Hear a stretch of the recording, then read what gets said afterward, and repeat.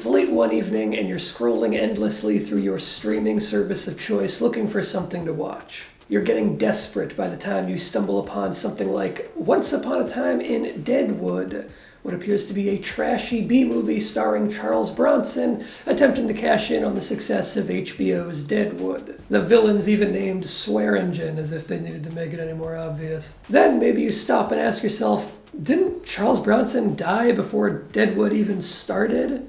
Then you notice this mockbuster's release here, 2019, and now you know something is off. So what is going on here? Is somebody deep-faking Charles Bronson's face or using CGI to resurrect him a la Peter Cushing in Star Wars? Well, that'll probably begin happening sooner or later in this mockbuster market, but the answer in this instance is far less high-tech. That's not Charles Bronson. It's just a guy who looks like him. A Hungarian man named Robert Bronzi who looks exactly like Charles Bronson. This similarity isn't any kind of mistake or coincidence. Bronzi was working as a Charles Bronson impersonator when schlock director Rene Perez scooped him up and started putting him in movies to try to capitalize on his resemblance to the famous actor. His facial hair, his haircut, all of that is to make him look even more like Charles Bronson. Take their 2018 collaboration Death Kiss, for example, a clear copycat of Bronson's popular Death Wish series. Even the tagline is leaning into that resemblance. Justice has a familiar face. Oh, does it? This Hungarian man's real name is Robert Kovacs, but he uses Bronzi as his stage name as part of the subterfuge. If people see Braun on the poster, right above a face that is a spitting image of Charles Bronson, they're more likely to fall for that deceptive marketing. It's pretty underhanded. The same kind of name and appearance imitation plagued the kung fu market after the death of Bruce Lee, with a bunch of actors changing their names to alternate spellings of Bruce Lee. Lileale with one E. Then those actors who changed their names, they went around doing impressions of Bruce Lee while wearing sunglasses or just like pulling the Bruce Lee expressions the whole movie. The most disgusting of those Brucesploitation movies was 1976's Bruce Lee Fights Back from the Grave, which opened with a zombified Bruce Lee bursting out of his grave. And that was released just a couple years after Bruce Lee's passing. Brucesploitation was a whole subgenre that was as insanely cynical as it was unbelievably disrespectful to Lee, his family, and his fans that were being targeted. There were important lessons to be learned from that gross period in cinema history, but here we are. Not all that much has changed. The Robert Bronzi flicks maybe aren't quite as gross as that, but they are pretty cynical. In interviews, Perez just straight up calls him Bronson, and he says that he always matches Bronzi's wardrobe to costumes that were worn by the real Charles Bronson in other movies. Is Bronzi at least a good actor?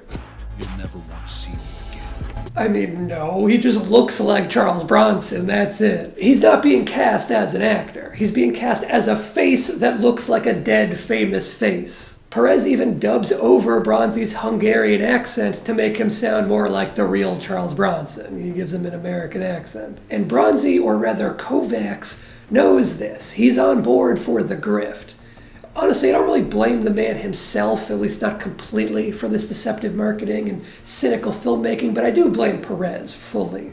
The guy is absolutely shameless and only interested in getting people to buy his movie through any means possible. He would probably be happy with this video, even though it's calling out his scummy practices, because it's clear that to him all publicity is good publicity. He doesn't care about anyone enjoying his movies. He just needs to trick them, confuse them, or pique their bizarro curiosity long enough to pick up one of his DVDs or rent one of his movies digitally. It's the same methodology behind the mockbusters made by The Asylum and Co., where they just make their title and poster as close as legally possible to an actual popular movie in the hopes of tricking some unsuspecting viewers into purchasing the wrong movie by mistake. So far, Bronzi has been the star of 7 movies over the past 6 years, plus a music video for the band Hombres G, where he played, you guessed it, Charles Bronson again. These movies are all just straight up trash, by the way. They're the kind of bad movies that they can't even make look halfway decent in a chopped up trailer. The kind of bad movie where they don't know how to do the little VFX muzzle flashes correctly, an effect that is totally free and takes like 30 seconds to do. The kind of bad movie where they don't even know how to set the camera's white balance or exposure settings properly. We're talking real bottom of the barrel stuff. And if the star didn't look like Charles Bronson, they'd have absolutely no selling point at all. Most of these movies were directed by Perez, but now Bronzi's working with other low-budget directors who also want to capitalize on his Charles Bronson resemblance as well. He's got a bunch of other movies in the works too, including a movie called 12 to Midnight. And if you don't know why that title is especially egregious right off the bat, it's because Charles Bronson starred in a movie called 10 to Midnight back in 1983, and this completely unrelated movie is trying to pass itself off as a sequel. The whole phony sequel and phony star thing was a trope that I had wanted to believe the film industry had moved past since the schlocky straight-to-VHS grift era, but nope. The most cynical operators in this industry routinely prove that there is no bar of good taste or moral decency low enough that they can't limbo under. And that's the end of the video. I guess we're ending on kind of a downer note, but thanks for watching. You can subscribe right here to Brickwall Pictures if you want to see any of the other things I scraped together. This isn't a big deal. It's just kind of weird and interesting. I'll see you next time.